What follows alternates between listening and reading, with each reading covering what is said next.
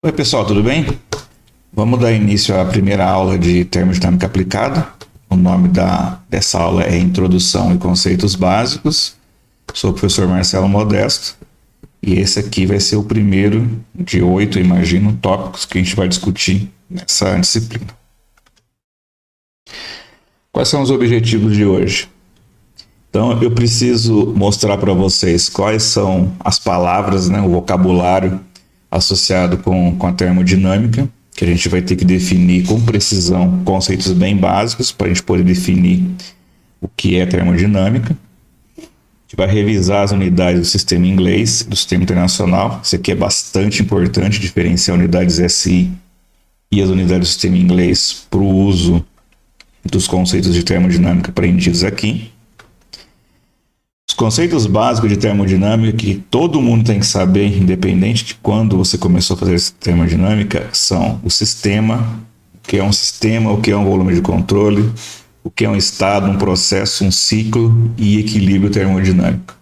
São coisas muito básicas, fáceis de entender, mas são fundamentais para a compreensão de qualquer problema que você for desenvolver em termodinâmica. A gente vai revisar também os conceitos de temperatura, pressão e escala de temperatura. E aqui é importante que é um roteiro para introduzir técnicas intuitivas para você conseguir resolver qualquer problema de termodinâmica. É um conjuntinho de passos bastante interessante que eu sugiro que todo mundo que for resolver qualquer problema de termo, você siga aquela sequência de atividades, vamos dizer assim, que você tem que fazer para conseguir resolver bem qualquer problema de termodinâmica. A termodinâmica, como a gente conhece hoje, ela começou a ser estabelecida mais ou menos no metade do século XVII e todo o século XIX. A termodinâmica ela já é uma ciência dita inicialmente como uma ciência de experimentação e visualização. Ela começou como uma observação de diferentes cientistas, de diferentes engenheiros, de diferentes físicos que se envolveram no assunto calor e movimento, que é a definição de termodinâmica. Só que inicialmente a termodinâmica era uma ciência ditamente experimental. Não existia dedução matemática, não existia formulação matemática. Então ela foi muito uma ciência inicialmente de observação, depois uma ciência de experimentação, para depois a gente chegar em condições de gerar expressões matemáticas que consigam simbolizar os diferentes efeitos, os diferentes fenômenos que ocorrem na termodinâmica. Se a gente for tentar buscar ao longo da história, desde os primórdios, desde os gregos, dos egípcios, você já houve relatos de pessoas que tentam estudar esse assunto, mas ele começou a ser cientificamente, vamos dizer assim, organizado para estudo na metade do século XVII. Tem um alemão lá que eu esqueci o nome, acho que é o von Guericke, que ele fez uma experiência com hemisférios de metal, buscando fazer uma bomba de vácuo. Começou com aquele negócio ali, depois quando as máquinas a vapor começaram a aparecer no início da Revolução Industrial, outros nomes começam a surgir para tentar entender o que é termodinâmica, quais são as relações que tem entre pressão, temperatura, calor, etc. Então você vai ouvir nomes do tipo Boyle, você vai ouvir nomes do tipo Sadi Carnot, você vai ouvir Lord Kelvin, você vai ouvir Rankine, você vai ouvir Brayton, entre outros nomes famosíssimos no estudo da termodinâmica. A gente não vai ver os nomes deles agora exatamente, mas para definir termodinâmica, a gente define que a termodinâmica é a ciência da energia, E a energia é aquele mistério. O que é energia? Você pode encontrar diferentes definições para energia. Muitos imaginam que energia é somente energia elétrica, não é verdade. A eletricidade é uma das formas de energia. Mas qualquer tipo de energia, a termodinâmica que é a ciência que estuda ela. Vamos definir de maneira bem simplificada que a energia é a habilidade de causar mudança. Então você tem um estado, através da transferência de energia, seja ela qual for, você muda esse estado que você tinha anteriormente. Como eu falei agora há pouco, o nome termodinâmica vem de duas palavras gregas, né? O term, que é calor, e o dynamics, que é movimento. Então é associar você colocar calor e prover movimento, ou o contrário, através de movimento você conseguir produzir calor. Então o princípio de conservação de energia, que é um dos mais iniciais que a gente tem que aprender, que é o quê? Durante uma interação, a energia pode mudar de forma. Você muda de uma forma para outra, porém a quantidade total de energia é sempre constante. É aquele clássico exemplo da pedra caindo de uma montanha, né? Você pode ter lá no início a pedra com energia potencial com 10 unidades, por exemplo, e à medida que ela vai caindo da montanha até o chão, até o solo, um referencial em relação à altura, essa energia ela vai se convertendo em energia cinética e diminuindo a quantidade de energia potencial, por exemplo. De modo que a gente sempre vai saber o seguinte, que a energia ela não pode ser criada ou destruída. Ela no máximo ela vai mudar de forma. Então a energia ela sempre se conserva. Ela não posso criar mais energia, mas também não posso destruir energia. E a primeira lei da termodinâmica é uma expressão do princípio de conservação da energia. Então veja, existiram muitas observações e experimentos anteriormente, até chegar um momento que a gente vai conseguir escrever matematicamente como é que é o princípio de conservação da energia. Então, a primeira lei trata sobre conservação. Ela trata sobre como que a energia ela pode mudar de forma, mas no fim ela acaba sempre se conservando a sua quantidade total. E a primeira lei afirma que a energia é uma propriedade termodinâmica. Outras propriedades termodinâmicas são, por exemplo, a temperatura, a pressão, o volume específico, entre outras. Só que a primeira lei ela fala muito em conservação de energia. Mas para completar o estudo da termodinâmica, é também necessária a chamada segunda lei da termodinâmica, que ela afirma que a energia ela tem qualidade assim como quantidade. E os processos ocorrem na direção de diminuir a qualidade da energia. Quer dizer isso? Não é existe a energia, ela sempre se conserva. Ou ela muda de forma, mas no fim eu não posso nem criar e nem destruir energia. Mas a energia ela perde qualidade. Então aquela história assim, ó, aquela história clássica do café, uma xícara de café com café quente. O que vai acontecendo naturalmente ao longo do tempo?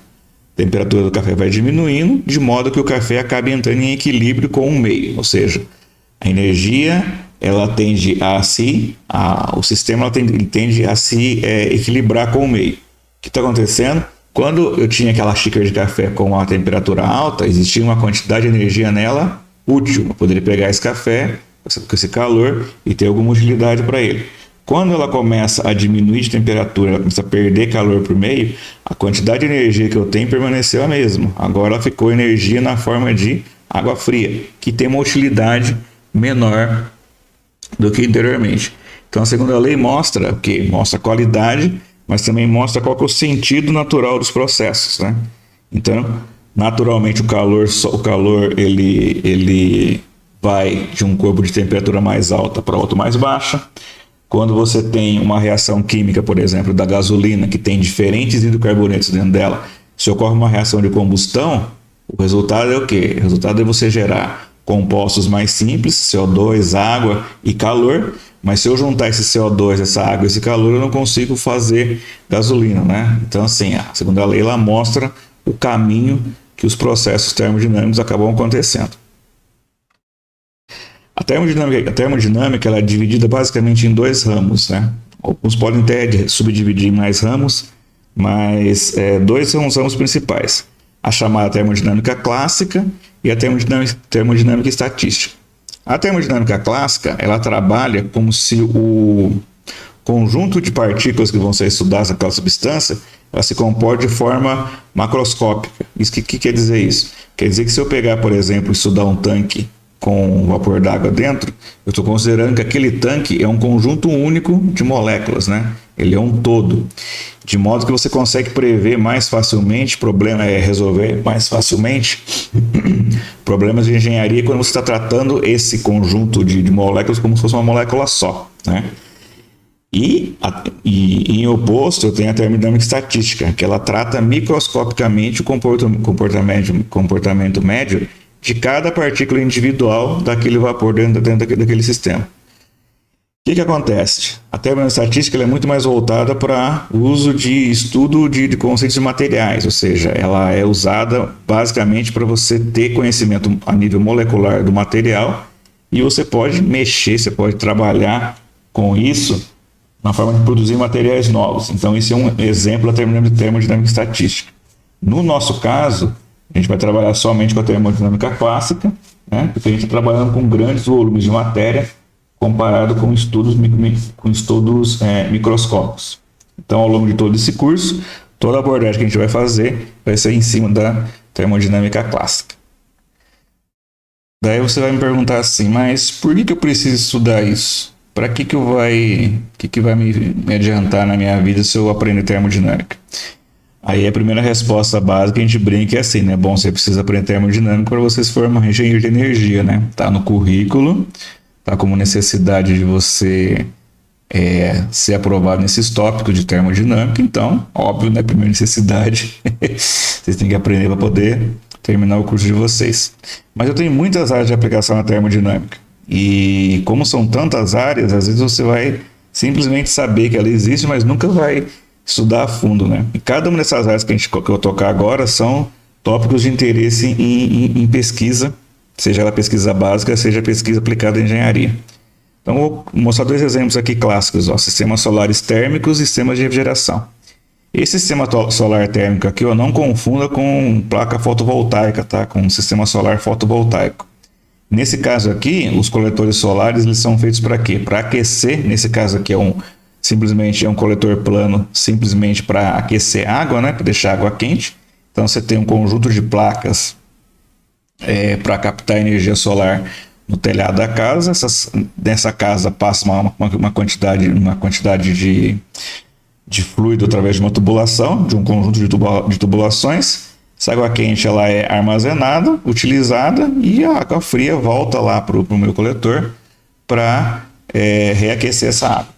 Coletores solares térmicos, por exemplo, nesse caso aqui clássico e básico de aquecimento de água é um uso. Mas hoje você tem coletores solares de calha parabólica, coletores Fresnel ou as chamadas torres solares que já estão sendo utilizados para quê? Para produzir eletricidade via sistemas solares através do uso térmico. Tá? Não confundir com fotovoltaico. Então aqui veja, eu tenho troca de energia no coletor, troca de energia aqui no tanque, né? Tem o escoamento. Então o uso da energia, a conversão da energia de uma fonte para outra fonte, ela está presente em praticamente todas as etapas disso aqui. Então é uma aplicação muito clássica de termodinâmica, esse tipo de coisa. Outra bem famosa são sistemas de refrigeração. Imagina um mundo sem refrigeração, né? Como as coisas eram há 200 anos atrás, sem você ter condições de ter equipamentos que armazenam o alimento por muito mais tempo do que você simplesmente ter o alimento e ter que consumir ele na hora, não poder armazenar, porque você não tinha um sistema de refrigeração. O sistema de refrigeração também faz o quê? Eles fazem o inverso, né? Eles usam energia, no caso aqui especificamente de energia elétrica, para produzir frio, a gente fala. Vocês vão ver bem especificado esses sistemas de refrigeração depois lá na disciplina termodinâmica aplicada 2. Mas do mesmo modo que os sistemas solares térmicos, ocorre muita troca de energia. Conversão de energia da forma de potência elétrica para a forma de calor, entre outras conversões que eu tenho. Isso mostra a necessidade de você entender como é que funciona a primeira lei, a segunda lei e outros conceitos de termodinâmica. Outros dois clássicos, né? Aviões, espaçonaves, aviões especialmente aqui na parte dos motores, né? Nas turbinas. Hoje nas turbinas, antigamente motores a pistão, também tem conversão do combustível que eu tenho aqui em calor. Depois esse calor ele é usado para aumentar a temperatura dos gases através de uma compressão anterior, seja para ter impulso para movimentar essas aeronaves. Nas usinas termoelétricas eu tenho a conversão de um combustível, seja ele, por exemplo, carvão, lenha, gás natural, para você converter esse calor em vapor e esse vapor produzir eletricidade através de turbinas a vapor. Nos dois casos eu tenho o quê? Tenho conversão da energia de uma forma inicial, forma química, aqui no caso de combustíveis, para formas úteis, aqui no caso empuxo, e aqui nesse caso das termoelétricas, energia elétrica. Condicionamento de ar, né, que é uma expansão do sistema de refrigeração. No corpo humano também, na área biomédica, é bastante importante saber as interações de calor que o corpo tem, né? O funcionamento dos órgãos internos depende que a sua temperatura permaneça numa faixa de temperatura quase que constante, né? Em torno dos 36,5 graus Celsius. Então, a termodinâmica também estuda as interações de troca de energia na forma de calor no corpo humano, né? Então, tem várias possibilidades. Outra delas são as turbinas eólicas e a propulsão marinha. Turbinas eólicas, eu estou convertendo a energia do vento, energia cinética, em energia mecânica e, consequentemente, energia elétrica. E na propulsão marinha, ou turbinas a gás, ou turbinas a vapor, ou reatores nucleares, dependendo do tipo dos navios, convertem a energia de algum combustível em energia mecânica nas hélices e, consequentemente, empuxo para os navios conseguirem se movimentar. Então, você consegue perceber que a termodinâmica está praticamente em todas as áreas do desenvolvimento humano nos últimos 200 anos, vamos dizer por aí. Então, esses que são alguns exemplos, né? E a importância de você ter o estudo da termodinâmica no seu currículo de engenheiro, especialmente o engenheiro de energia. Outro ponto fundamental no estudo da termodinâmica é a importância das unidades e das dimensões. Qualquer quantidade física ela pode ser caracterizada por uma dimensão. Ou seja, vou calcular uma força, vou calcular a pressão, vou definir temperatura, eu preciso ter como caracterizar essa dimensão, essa propriedade que você vai estudar. Então, essas magnitudes são associadas como? São chamadas de unidades. Então, a dimensão de uma força, a dimensão de uma massa, de uma temperatura, a gente sempre caracteriza ela e nós conseguimos medir através das chamadas unidades. A gente pode comparar estados diferentes através das unidades. Basicamente, eu tenho 4 unidades que são fundamentais, que são a massa M, né? O comprimento L, o tempo, T, e a temperatura, T. Então, esses 4 são chamados de dimensões primárias. Isso quer dizer o seguinte, que a partir delas eu consigo definir outras dimensões. Por exemplo, velocidade é o quê? Velocidade é a variação do espaço pelo tempo. Então, a partir de 2 unidades primárias para calcular uma unidade secundária. Energia, mesma coisa. Volume, mesma coisa. E outras, né? Que são definidos em função das dimensões primárias, e esses caras são chamados de dimensões secundárias ou derivadas, né? Você consegue perceber que tem várias e várias dimensões que têm que ser definidas para caracterizar cada propriedade da termodinâmica. A gente trabalha com 2 sistemas de unidades, o chamado sistema internacional, né? Que é um sistema bastante simples e lógico, e é baseado em relações decimais entre as várias unidades. E o sistema inglês, onde você não tem uma relação básica simples entre as unidades, você tem uma quantidade enorme de relações arbitrárias que correlacionam as diferentes unidades. Para nossa sorte, a gente trabalha sempre unicamente com o sistema internacional, o SI. E aí você tem dimensões como, por exemplo, comprimento é o metro, né? A massa é o quilograma, tempo está em segundo, temperatura ou Kelvin ou Celsius, corrente elétrica ampere e assim por diante. E temos também os múltiplos, né? Desde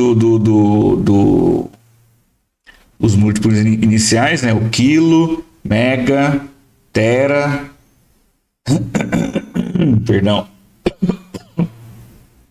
beta, que são os maiores, quanto com os menores, né? É o mili, o micro, o nano, o pico e assim por diante. Então, cada unidade tem um conjunto cada unidade ela tem que ser respeitada, principalmente em relação às fazer a correlação entre elas. Então é bastante importante ter em mente que as unidades que a gente vai trabalhar, elas têm que ter sempre as dimensões definidas, que as dimensões das propriedades que a gente for trabalhar, eles vão ter que estar sempre com as suas unidades definidas de maneira clara e objetiva. Um dos primeiros conceitos que a gente aprende em termodinâmica é o conceito de sistema. Sistema é uma quantidade de matéria ou uma região no espaço que eu vou escolher para estudar, ou seja, uma quantidade que eu tenho delimitada de massa, e ali dentro daquele sistema eu vou estudar as interações de energia que ele vai ter.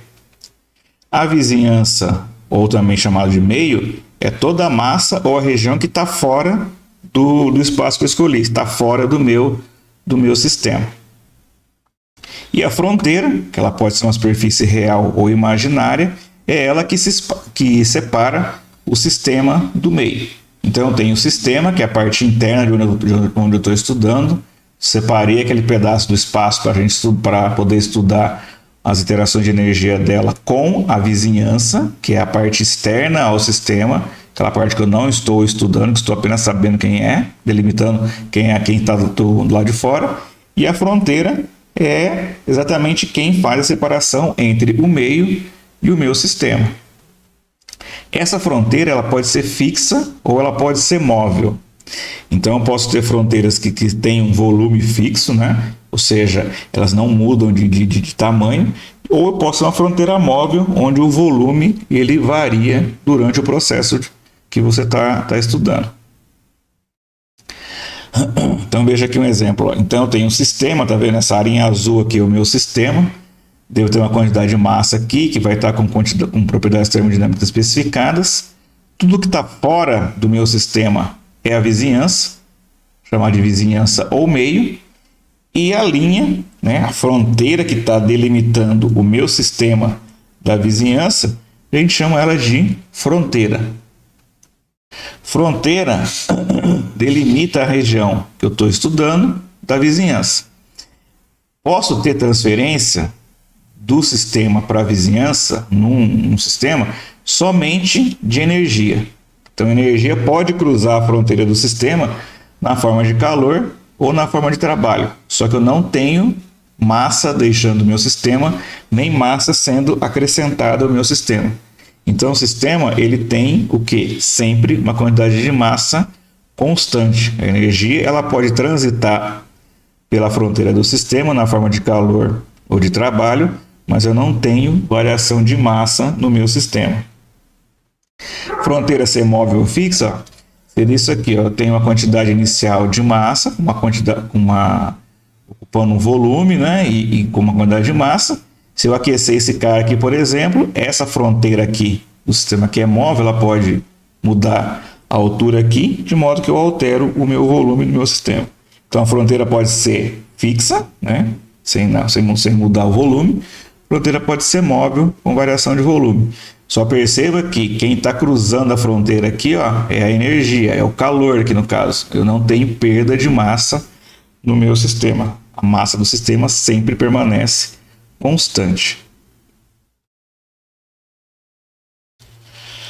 O outro caso é o volume de controle. Alguns chamam de sistema fechado, mas a gente vai chamar aqui na nossa disciplina de volume de controle.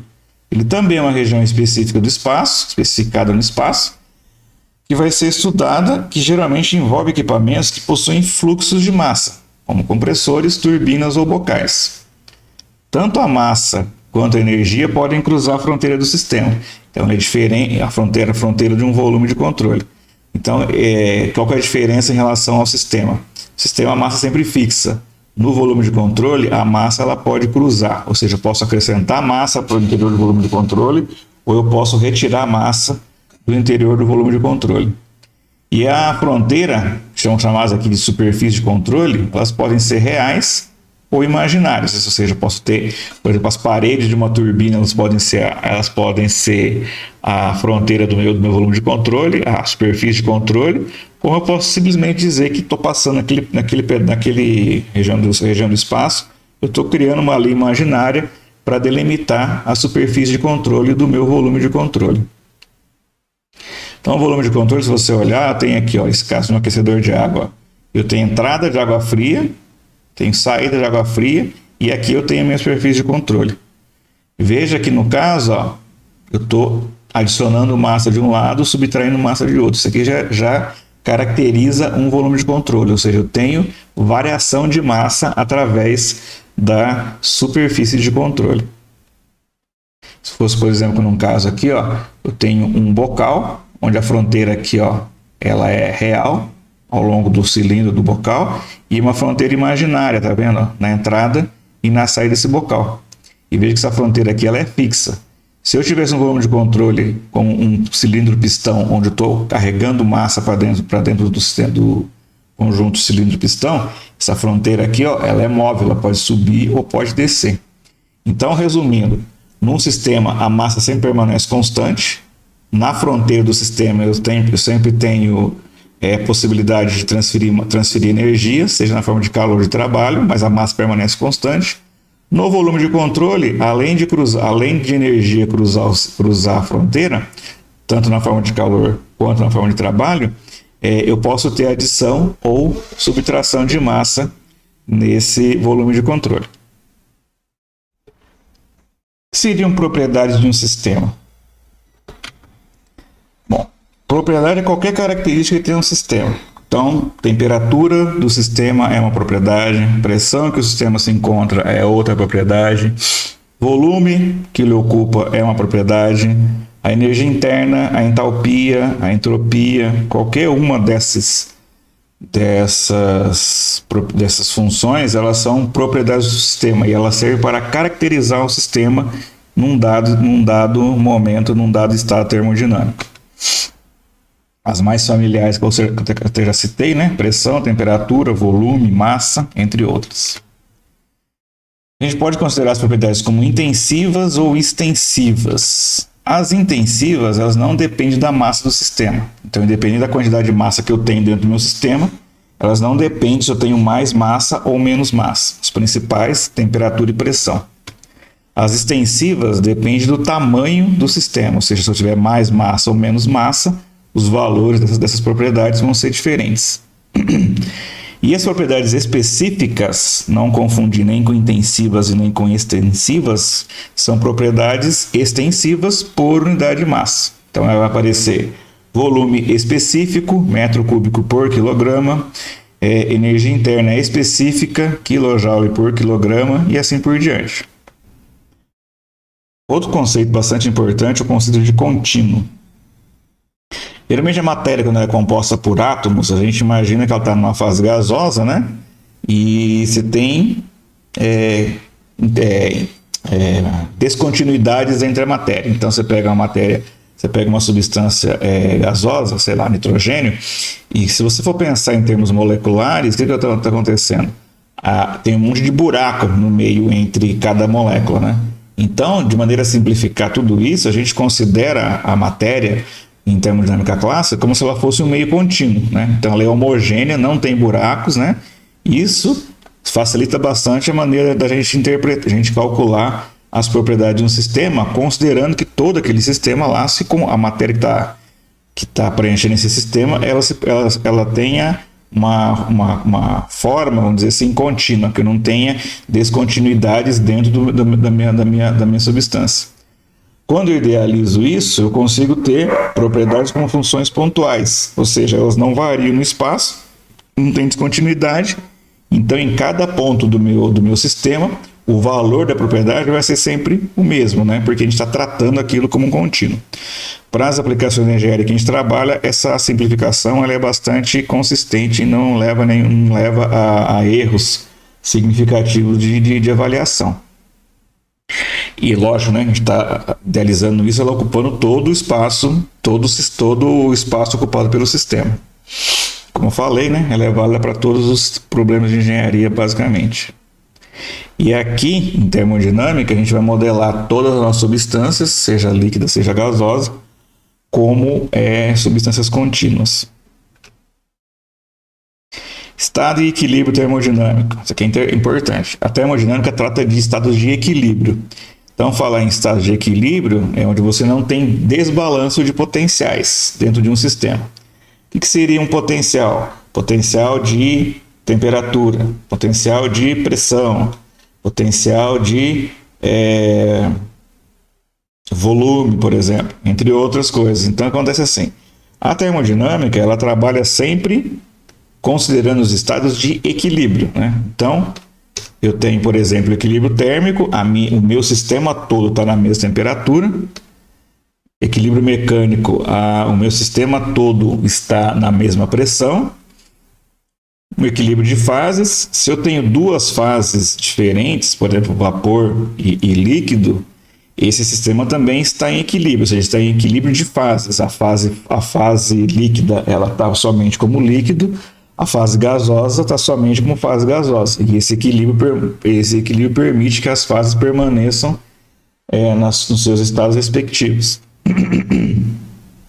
E para completar, o equilíbrio químico, ou seja, a composição química do sistema também não muda com o tempo, ou seja, não ocorrem reações químicas.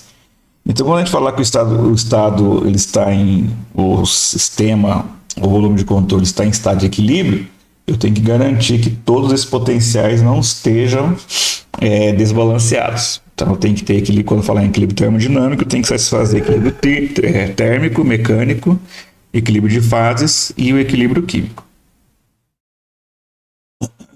E aí vem o postulado de estado, porque assim, quando a gente tem um número de propriedades determinado, uma, duas, três propriedades, dependendo das condições do sistema, eu consigo definir todas as outras propriedades. Então ele fala assim, o estado de uma substância simples, compressível, ele é completamente especificado por duas propriedades intensivas independentes.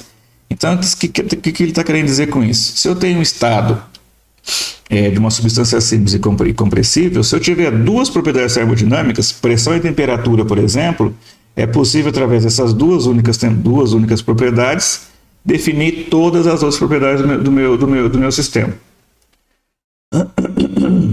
E o sistema ele é simples e compressível se ele não tem efeitos elétricos, magnéticos, gravitacionais, de movimento e tensão superficial significativos. Então, no caso aqui, por exemplo, eu tenho um sistema com nitrogênio com a temperatura de 25 graus e volume específico de 0,9 metro cúbico por quilograma. Eu consigo determinar todo o estado do nitrogênio, todas as outras propriedades, eu consigo determinar aqui a energia interna, qual é a massa, qual é a entropia, qual é a entalpia desse sistema aqui, conhecendo unicamente duas propriedades. Como que a gente faz isso? A gente vai ver isso aqui a partir da segunda aula, que a segunda aula é de propriedades termodinâmicas. Lá a gente vai mostrar para vocês como, partindo de duas propriedades termodinâmicas independentes, eu consigo caracterizar todo o estado de um sistema através de tabelas, através de gráficos, etc.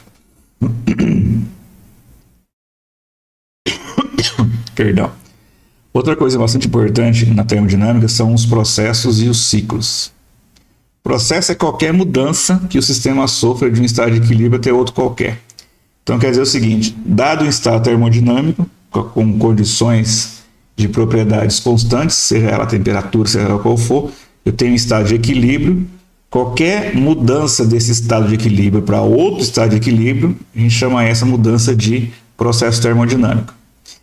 Não é só a mudança que é importante, mas também o caminho, ou seja, quais são os estados termodinâmicos que o sistema passa durante o processo. Então, para descrever completamente o processo termodinâmico, eu tenho que especificar o estado inicial e o final, e assim como o caminho que aconteceu, qual foi o caminho percorrido por esse sistema para sair desse estado inicial até chegar no estado final e quais foram as interações com o meio. Então tem o lance de dizer assim, né? Processo quase estático ou processo quase em equilíbrio.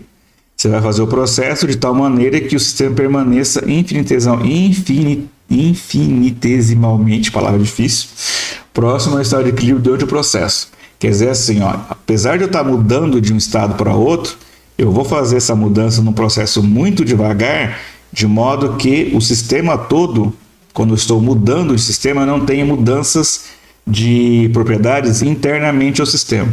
Quer dizer que eu faço uma mudança muito lenta, de modo que aquela mudança de propriedades, por exemplo, eu vou aquecer. eu vou aquecer o meu sistema lentamente, de modo que a temperatura suba de uma maneira que todas as moléculas, todo o componente do sistema, ele tem aquele ganho de temperatura simultaneamente.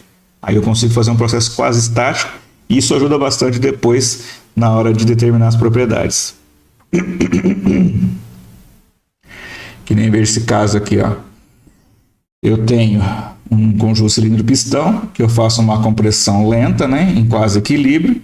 Eu migro do estado 1 para o estado 2. Esse percurso aqui, ó, é a maneira como que você faz. Ó. Se você comprime de maneira quase equilíbrio, eu vou ter um caminho.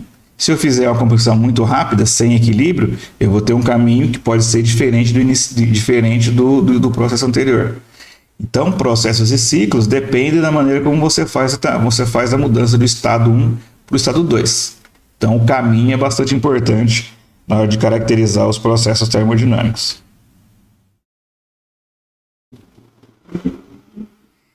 Uma coisa que é bastante utilizada são os diagramas de processo termodinâmico, né? Que é o uso de propriedades termodinâmicas como coordenadas, são bastante usuais para a gente poder visualizar os processos.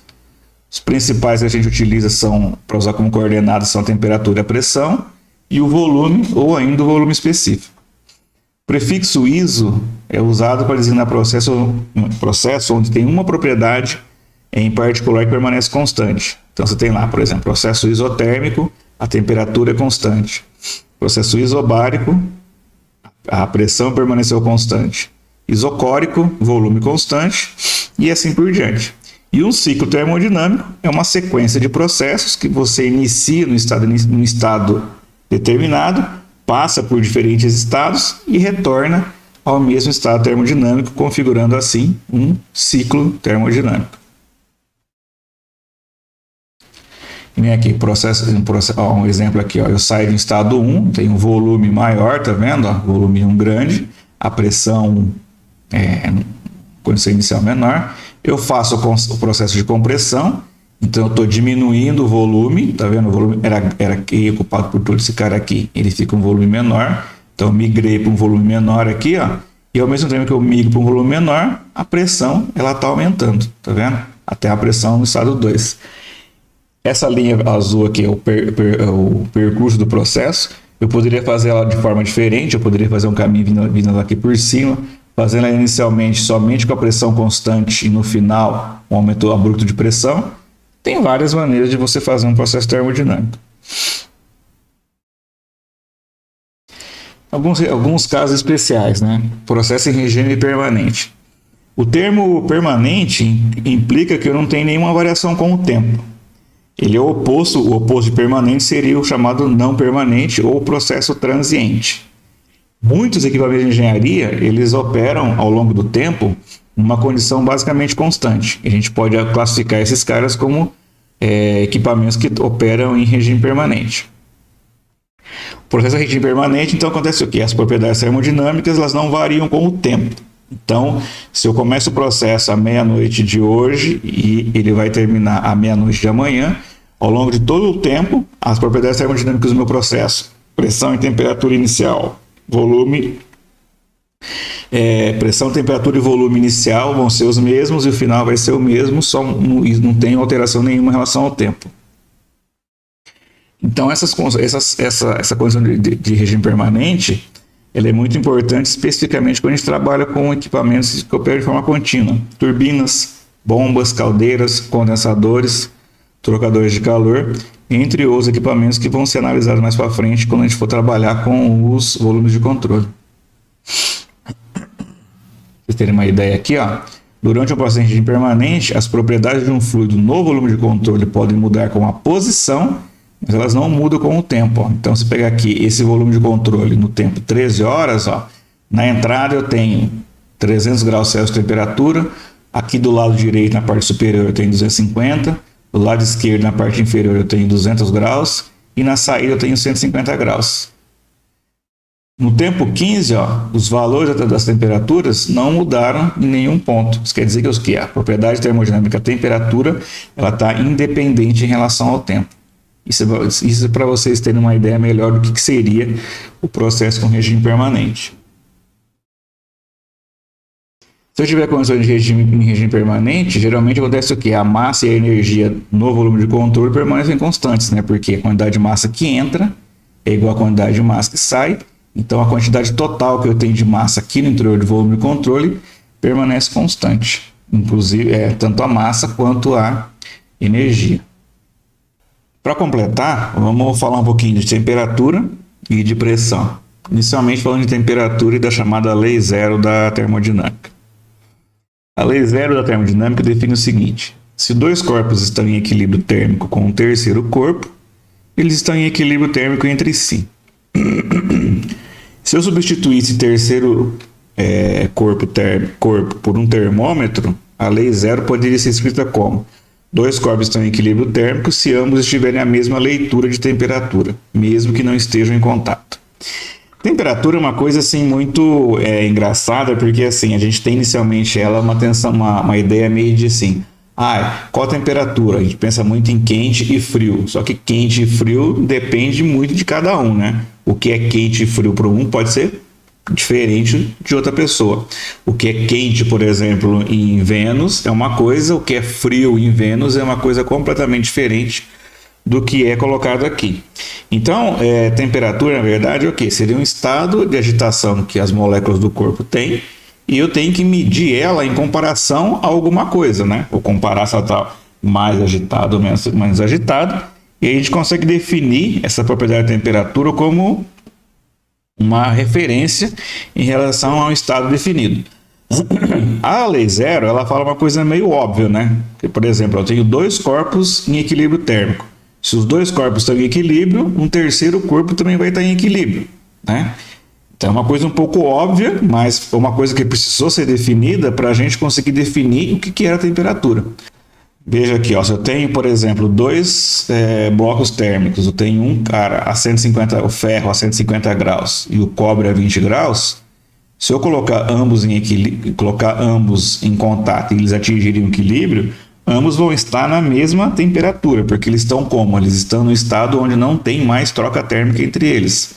Então, veja, eu preciso de um padrão de comparação, uma referência para dizer que esse cara aqui inicialmente estava com uma temperatura mais alta, esse cara com uma temperatura mais baixa, e no final ambos estavam com uma temperatura igual. Precisamos ter algum tipo de parâmetro de comparação entre diferentes níveis de energia que os corpos possuem. Então, no início, as escalas de temperatura elas foram baseadas em coisas que eu podia reproduzir facilmente. Então, basicamente, era o quê? O ponto de gelo, né? Ponto de fusão do gelo, no caso, a substância sempre foi a água. Então, o ponto de gelo seria o quê? Uma mistura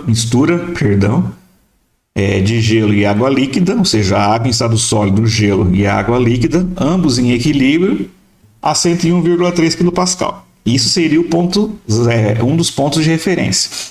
O outro ponto de referência seria quando essa água estivesse numa condição de vapor, ou seja, uma mistura de vapor de água e água líquida, ambas em equilíbrio também a 101,3 kPa. Você colocando dois parâmetros, dois pontos de referência, você pode usar um termômetro, né? No caso, na época, eles usavam um termômetro com um material que era expandível, no caso, era... como é que chama? Mercúrio. Então, para um dado nível de volume que esse mercúrio ocupava quando ele estava exposto a uma mistura de gelo e água, ele chamava esse ponto de 0 graus Celsius. Se eu expusesse o termômetro a esse outro ponto de vapor, e eu teria uma expansão desse mercúrio e teria uma outra gradação, nessa gradação eu teria um valor de 100 graus Celsius. Se fosse naquela escala Fahrenheit, esse ponto de gelo estaria 32 graus Celsius, se não fosse um ponto de vapor, 212 graus Celsius. Tradicionalmente, né, a escala Celsius está no sistema internacional, a escala Fahrenheit está no sistema inglês. Nesse caso aqui, a gente estava fazendo, era construída uma escala de temperatura em um determinado material, no caso aqui a água. Era importante ter feito, era importante também naquela época, buscar uma escala de termodinâmica de temperatura que não dependesse de propriedade nenhuma, que eu conseguisse definir ela através de outros conceitos que não envolvessem nenhum tipo de material. E aí foi criada depois a escala Kelvin, né, que ela no SI, e a escala Rankine, que é a escala de temperatura absoluta no sistema inglês. A referência da temperatura na escala Kelvin original era o ponto de gelo, né, que é a temperatura de congelamento da água, e o ponto de referência depois foi mudado para o ponto triplo da água, estado em que as três fases coexistem em equilíbrio. Esse estado foi fixado em 273,15 graus Celsius. Aqui vocês têm umas escalas de temperatura, umas equações de conversão da temperatura entre as escalas, né, entre graus Celsius, Fahrenheit e tal. Isso aí fica bastante como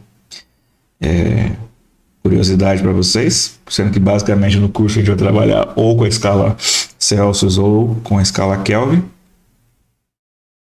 E pressão, para completar, o que é pressão? Pressão é força normal exercida por um fluido por unidade de área. Então a unidade de pressão é Pascal, então 1 Newton, ou seja, uma unidade de força dividido por unidade de área, 1 Newton por metro quadrado, vale 1 Pascal. Geralmente Pascal é muito pequenininho, a gente trabalha geralmente com quilopascal ou megapascal. Tem outras diferentes unidades que as pessoas usam, né, em outros sistemas, a atmosfera, bar, quilograma-força por centímetro quadrado. Mas a gente vai trabalhar sempre com a unidade de pressão em Pascal ou mais comumente em quilopascal. Pressão, a gente vai ter três tipos de pressão, né? Que é a chamada pressão absoluta, que é a pressão dada para formar qualquer posição. Isso é medido em relação ao vácuo absoluto, ou seja, quando não tem pressão nenhuma. A gente tem a chamada pressão manométrica, que é a diferença entre a pressão absoluta e a pressão atmosférica local. A maioria dos medidores de pressão, barômetros, etc., eles são calibrados com leitura zero para a pressão atmosférica. Então, o que eles medem, na verdade, é a diferença entre a pressão que o sistema se encontra e a pressão atmosférica. Então, essa diferença é chamada de pressão manométrica. E a pressão de vácuo são as pressões abaixo da atmosférica. Então, até o momento, a gente deu um grande overview de conceitos que são utilizados na termodinâmica. E para completar essa aula, a gente vai falar um pouquinho de algumas técnicas para resolver os problemas de termodinâmica que vão aparecer ao longo desse curso e dos cursos seguintes, né? Então a gente meio que faz um passo a passo aqui, né? A gente brinca aqui. Opa, faltou. Passo 1 é estabelecer o problema. Então estabelecer o problema passa por uma coisa bastante importante, que é ler o enunciado do problema e compreender o que está acontecendo com o problema. Então, assim, um enunciado ele tem que ser claro, ele tem que dar informações de um estado inicial ou condições de você estabelecer esse estado inicial. Ele tem que te contar se ocorreu um processo ou um ciclo termodinâmico. Geralmente é aceitável, né? É preferível que além do contar se for um processo ou um ciclo, que tipo de processo aconteceu, né? O problema também tem que definir mais ou menos, ou te dar caminhos para você definir a condição final do problema. Então, uma condição mínima bastante importante é ler o enunciado 1, 2, 3 vezes até você conseguir estabelecer o que é o problema que está sendo abordado naquele exercício. Depois, o passo 2 é você fazer um esboço, fazer um desenho. Isso aqui é um tanque rígido, isso aqui é um cilindro pistão, isso aqui é uma turbina, é um bocal. Faça um desenho um esboço bem simples para você ter ideia do problema, do equipamento, da situação termodinâmica que você está estudando. Bom, outra coisa bastante importante, como você leu o problema, você conseguiu separar todas as propriedades, os dados, as informações, faça o máximo possível que você conseguir de hipóteses e simplificações. Se ele falar assim, o processo é adiabático, então ele não tem troca de calor, você vai lá e escreve Q é igual a zero, que é a variável que a gente chama para calor. O processo ocorre com uma pressão constante. Escreva lá direitinho, pressão inicial é igual à pressão final. Vamos dizer que eu posso simplificar aqui as variações de energia cinética e potencial. Todas as hipóteses e simplificações que você puder colocar, que você lembre de colocar, também é importante que você liste elas, de modo a você conseguir compreender caminhos mais fáceis para poder resolver esse problema.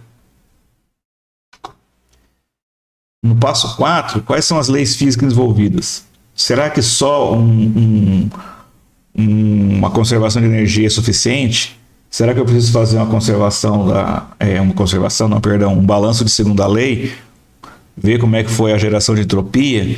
Será que é suficiente eu fazer só conservação de energia e não fazer conservação de massa? Analisar o problema para ver todas as possibilidades que eu tenho, as possibilidades de uso de leis físicas necessárias para resolver o problema. Passo quinto, dos mais importantes. Uma vez que eu conheça e defina os estados iniciais e finais, caracterize o processo de mudança no processo termodinâmico e conheça quais leis envolvidas, determinação das propriedades é o passo fundamental para resolver o problema. Então, saber como calcular as propriedades, aprender o uso correto das tabelas, das equações de estado, dos diagramas, saber encontrar valores de todas as propriedades que vão ser envolvidas, passo extremamente fundamental para você não errar o problema. E, finalmente, fazer os cálculos, não errar a conta. Eu brinco sempre que a termodinâmica ela é uma disciplina algébrica. O que quer dizer isso? É uma disciplina que você soma, que você subtrai, que você divide e que você multiplica. Muito difícil na termodinâmica você ter cálculos elaborados de integral, de derivada, ou aquele trabalho matemático que você precisa ter, por exemplo, quando você vai derivar equações, integração, solução de equações diferenciais ou equações ordinárias, entre outros. A termodinâmica, em termos de cálculo, ela é muito fácil de você fazer, mas é muito importante que você preste atenção em todas as etapas dos cálculos que você está resolvendo. E para completar, verificar se o que você determinou é o que você precisava, verificar se os resultados que você obteve são razoáveis, Às vezes, por exemplo, você acha que uma tubulação tem que ter um diâmetro de 3,5 km. 3,5 km numa tubulação onde vai passar água líquida é um pouco estranho. Então, assim, não é só calcular e encontrar um valor. Tem que encontrar esse valor e ver se ele faz sentido, Então, por exemplo, você vai calcular calor trocado num sistema de resfriamento, tem que ver se faz sentido os valores que você calculou, se os sinais da convenção de sinais que a gente vai trabalhar vão estar adequados, e finalmente fazer uma discussão, Ou seja, caracterizar o problema, mostrar quais hipóteses que você colocou, se as hipóteses são razoáveis ou não, se faltou colocar uma hipótese que você lembrou de colocar depois, discutir se faz sentido físico aquilo que você fez. Enfim, dá um fechamento bem adequado ao problema que você resolveu. Ok? Então, pessoal, basicamente essa aula inicial que eu queria passar para vocês, tá? Na semana que vem eu vou colocar de novo no vídeo a segunda aula que trata sobre propriedades termodinâmicas. Se vocês ficaram com alguma dúvida, ficou algum detalhe em algum ponto do vídeo, manda um e-mail para mim, comentem nesse próprio vídeo mesmo. Fiquem à vontade para tirar todas essas dúvidas e também contribuir com críticas, com sugestões para o trabalho da gente. Tá bom? Um abraço para todo mundo. Até mais.